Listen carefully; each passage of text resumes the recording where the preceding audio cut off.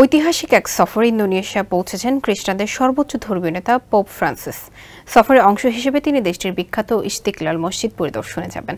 বৃহস্পতিবার ইস্তিকলাল মসজিদে 6 ধর্মের প্রতিনিধির সঙ্গে সাক্ষাৎ করবেন পোপ ফ্রান্সিস। মসজিদটি দক্ষিণ পূর্ব এশিয়ার সবচেয়ে বড় মসজিদ। বিভিন্ন ধর্মাবলম্বীদের মধ্যে এই মসজিদটি সেতু বন্ধনের প্রতীক। রাস্তার অপর প্রান্তে থাকা গির্জার সঙ্গে সুড়ঙ্গ পথে এই মসজিদের সংযোগ রয়েছে, যার নাম টানেল অব ফ্রেন্ডশিপ। পোপের এই সফর প্রসঙ্গে ইস্তিকলাল মসজিদের প্রধান ইমাম নসরুদ্দিন ওমর বলেন, ক্যাথলিক খ্রিস্টান প্রধানদের এখানে আসা হবে অসাধারণ একটি ঘটনা।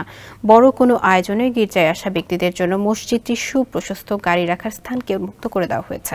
এদিকে পোপের সফরকে ঘিরে ইন্দোনেশিয়ার খ্রিস্টান সম্প্রদায়ের মধ্যে ব্যাপক উৎসাহ উদ্দীপনা তৈরি হয়েছে। যমুনা রেফ্রিজারেটর, খাবার ফ্রেশ তো লাইফ জম্পেশ। গত 3 দশকেরও বেশি সময়ের মধ্যে দেশটিতে কোনো পোপের এটি প্রথম সফর।